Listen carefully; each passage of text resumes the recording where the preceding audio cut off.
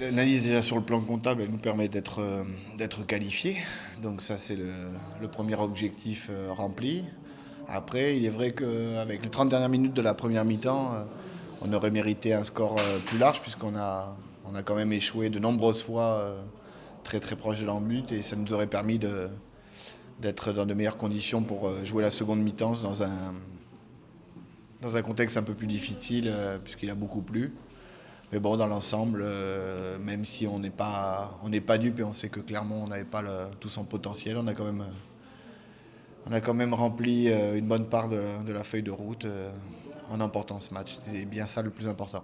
On est en tête certainement du niveau offensif, d'équipe qui fait le plus de passes, qui crée le plus de brèches et qui se passe le ballon le plus dans les contacts. Mais c'est vrai qu'on a de la difficulté à terminer nos actions. On l'a vu encore ce week-end avec 4 actions dans les 5 derniers mètres qui auraient dû finir par au moins 2 ou 3 essais. À la sortie, on en marque un. Et c'est vrai que c'est un peu répétitif comme scénario. Mais je crois qu'avec l'approche justement des matchs à élimination directe, nos joueurs seront plus patients et prendront peut-être le ruck en plus ou l'accident de jeu en plus pour aller derrière la ligne. Enfin, du moins, je l'espère. Mais tant qu'on se crée des occasions, un jour ça tournera et ça finira en notre faveur, c'est sûr.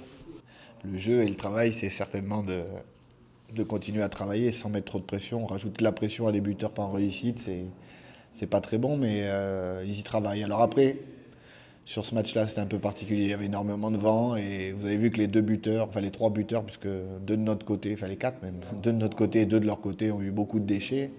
Donc c'est plutôt rassurant, mais c'est indéniable que pour passer dans les phases finales, il faut être, comme le dit votre collègue, marquer les essais quand il s'y présente, être plus tueur et surtout avoir un pourcentage de réussite au-dessus de 75%, sinon c'est quasiment rédhibitoire. Il est dans une bonne dynamique sur cette distance-là. Il sait que lui, il n'a pas de temps de préparation et puis il n'a surtout pas cette pression avant les matchs.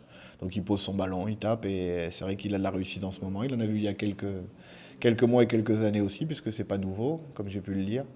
Mais bon, les buteurs, j'ai vu qu'ils y ont encore passé une demi-heure ce matin, et puis une heure hier, et puis avant-hier. C'est pas manque de travail. Maintenant, il faut avoir assez de confiance.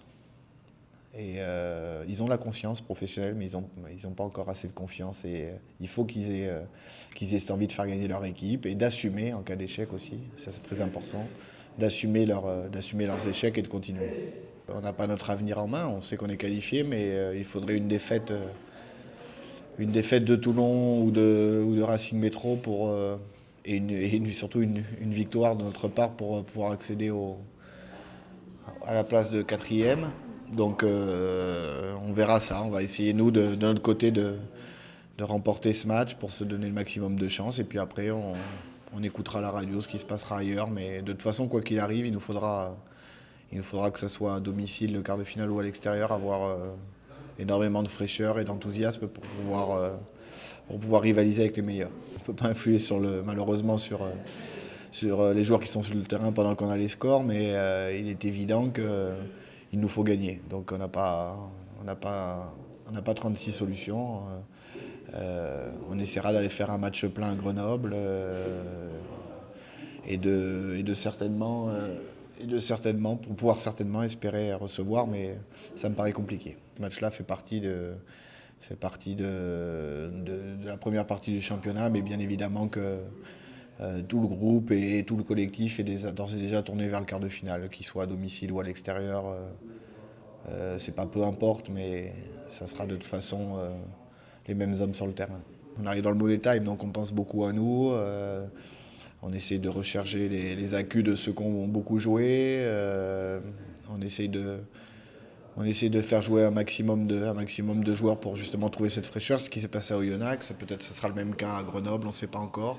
Quant à eux, je ne sais pas dans quelle dynamique ils sont. Bien évidemment, c'est plus dur depuis quelques semaines, mais quand tu rencontres le Stade Toulousain et que tu joues à domicile, tu as au moins déjà deux leviers d'action pour pouvoir te préparer à faire un bon match. Donc il faut qu'on s'attende à certainement une équipe très joueuse et très en jambes derrière notamment, avec le retour de pas mal de joueurs qui n'avaient pas la semaine dernière. C'est difficile pour nous, coach, de pouvoir influer sur leur vécu ensemble et même si on venait à leur parler de ça, ça a beaucoup plus de prise si c'est eux de l'intérieur qui se le font. Et je pense que il y a un remarquable état d'esprit dans ce groupe-là, malgré toutes les difficultés individuelles dues au départ, dues aux arrêts de carrière, etc. Il y a quand même un bon état d'esprit. On essaie de se protéger de tout ce qui nous entoure. Et on aimerait que ça rejaillisse, bien évidemment, sur les phases finales. Mais ça reste des choses que le groupe doit vivre de l'intérieur. Et en aucun cas, ça doit être à nous d'accentuer là-dessus.